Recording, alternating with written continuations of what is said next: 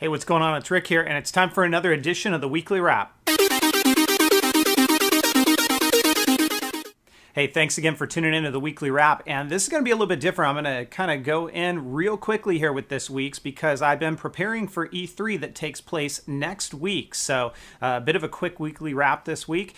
Let's go ahead and start it off by talking about E3. Now remember, you guys can catch all of the information that I'm going to be sharing right here on my YouTube channel. I'll be posting videos, but at the same time, if you really want to kind of have the real-time experience, follow me over on Twitter. You're going to see tweets come out from me from the show floor there, as well as photos and small videos as well. And then you can also head on over to metagamers.com and hit up the forums as well. So that's forums.metagamers.com. So I'm going to have a bunch of different avenues for you guys to check out. And by the way, I've also set up a SoundCloud. So soundcloud.com/metagamers, and I'll be providing audio updates there as well. All of this stuff has been posted on my metagamers.com website, so you can follow along there and get all of the details as it goes down.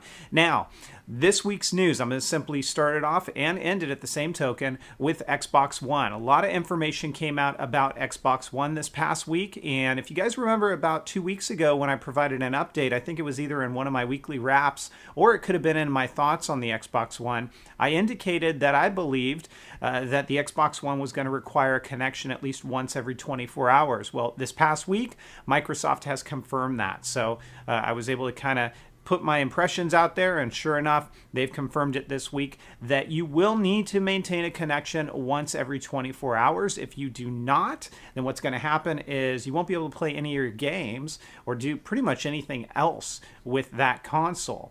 Now, some people might state most people have an internet connection nowadays. I tend to disagree. I think that we are still in an age where, yeah, a lot of people have connections, but there's plenty of areas that are remote that just don't have these connections. So Microsoft's kind of putting a big bet out here. And then, of course, we talk about military as well. There's a lot of people out there in the field that don't have access to a connection. And what are these guys going to do? Now, there has been hint that there could be a solution for those individuals. We'll have to wait and see what happens.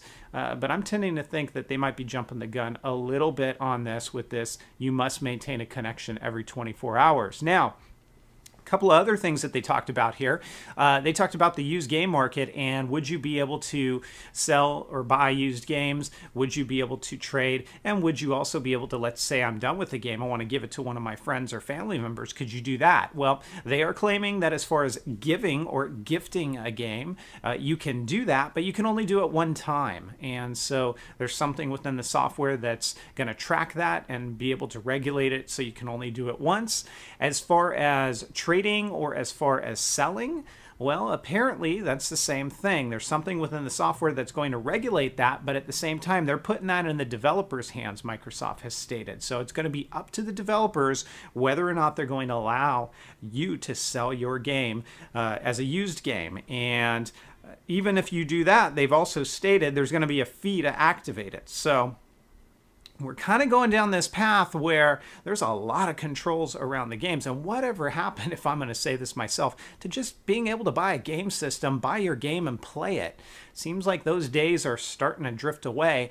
And I'm not so sure I like that. I like the idea of being able to just to buy a dedicated game box, buy the games, and play them. Well, things are changing. And to me, personally, I think things are looking a little bit more appealing on the PS4 side of the fence. We're going to have to wait and see how that plays out at E3. Remember to stay tuned because I'm going to have a lot more details. This is just some pre-E3 thoughts. We'll see how this all plays out next week when we hear a whole heck of a lot more at the big convention.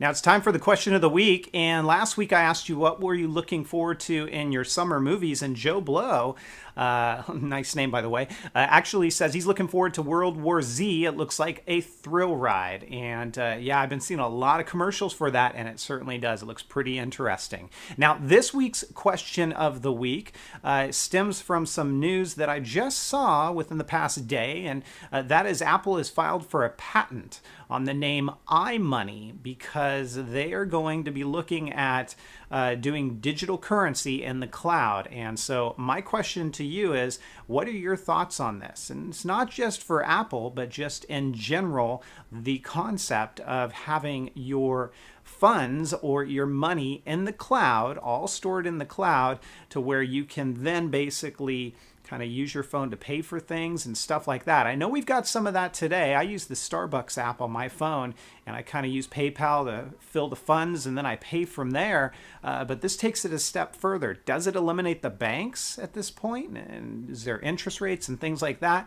I'd be interested to hear your thoughts. Is this a bad idea? Is it a good idea? Is it too soon? What are your thoughts? Leave your comments down below, and I may feature them in next week's episode. That is going to do it for this week. As I said, I've been preparing for E3, so a lot of my time has gone in that direction, and you can expect a lot of details coming out of E3 next week right on this channel, as well as all of my other formats that I told you about. Be sure to check out metagamers.com, my forums, and of course my Twitter.